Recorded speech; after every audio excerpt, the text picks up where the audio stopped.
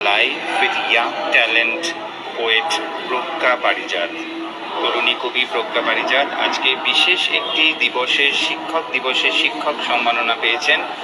আশা ফাউন্ডেশনের পক্ষ থেকে চলছে শিয়ালদহ কৃষ্ণপদ ঘোষ মেমোরিয়াল হলে। আমরা ইন্টারভিউর জন্য ম্যাডামকে বাইরে ডেকে নিয়েছি। প্রজ্ঞা ম্যাডাম, প্রথমেই অভিনন্দন সকলের পক্ষ থেকে। একজন তরুণী কবি এবং শিক্ষিকা হিসেবে আজকে আপনি বিশেষ সম্মাননা পেলেন। একটু যদি প্লিজ বলেন, আমরা জানি যে আপনি অনেক দিন ধরেই শিক্ষকতায় যুক্ত আছেন, যদি প্লিজ বলেন আপনার। আমি 2009 সাল থেকে আমি শিক্ষকতার সঙ্গে যুক্ত।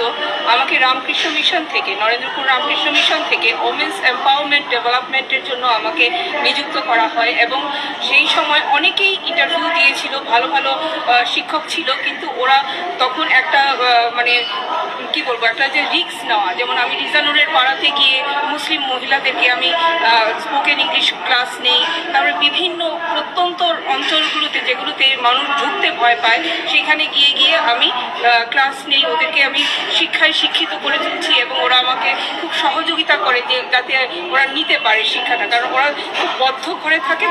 তো সেই আবদ্ধ ঘরের মধ্যে যখন শিক্ষার আলোটা পায় তখন ওরা আমাকে খুব ভালোবাসে।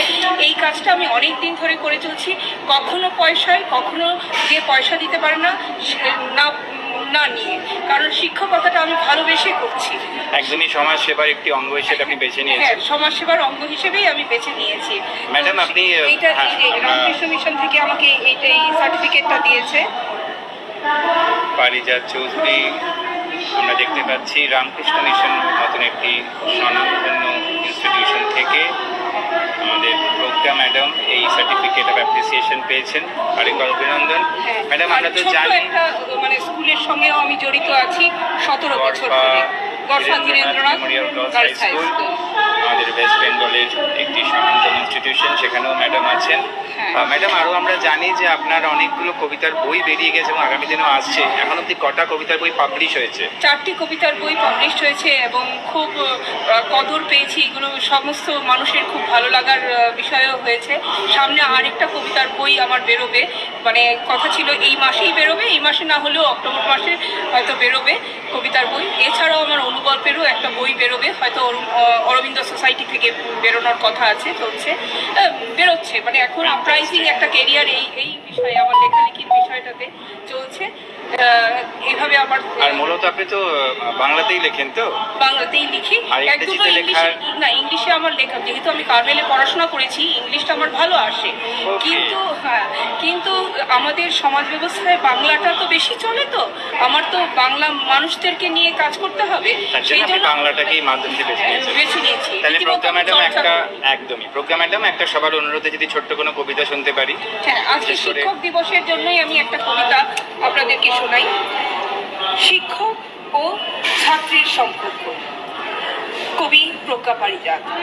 শিক্ষক মানে শেখা নতুন কিছু, শিক্ষক মানে ছাত্রের পিছু পিছু, শিক্ষক মানে নতুন পথের সন্ধান দেখানো, শিক্ষক মানে শাসনে আদরে শেখানো সুন্দর ভালো কথা, শিক্ষক মানে মনের কোণে দখল করে নেওয়া একটা জায়গা, শিক্ষক মানে সে যার কথা অন্তরে থাকে প্রতিটা কথা শোনা, কখনো বাধ্যতায় কখনো ভালো লাগায়, শিক্ষক মানে সে যার পড়ানো ভালো লাগার সাথে শোনা, চুপটি করে বেঞ্চিতে কিংবা মাটিতে বসে, শিক্ষক মানে নতমস্তকে তার প্রতিটা কথা মানা আর ভালোবাসা, শিক্ষক মানে যার চোখের ইশারায় সব কথা বুঝতে পারা, সেই হয় আদর্শ উত্তম ছাত্র কিংবা ছাত্রী আদর্শ শিক্ষকের কাছে।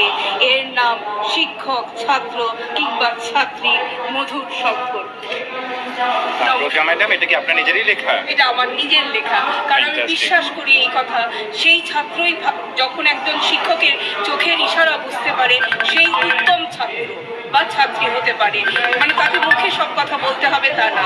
আর মধ্যম ছাত্র বা ছাত্রী কে হয়, তাকে মুখে কথাটা বলতে হয়।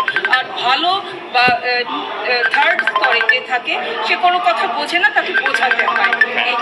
আমার মনে করি Ashis Baishakh live with very talented poet Pragya Parijat, Pragya Chowdhury. আজকে আমরা তাকে পেয়েছিলাম আব্দুল করিমের আয়োজনে আশা ফাউন্ডেশনের নিবেদনে চলছে শিক্ষক সম্মাননা। আমরা আরেকবার ধন্যবাদ জানাই এবং of course congratulations on behalf of everyone.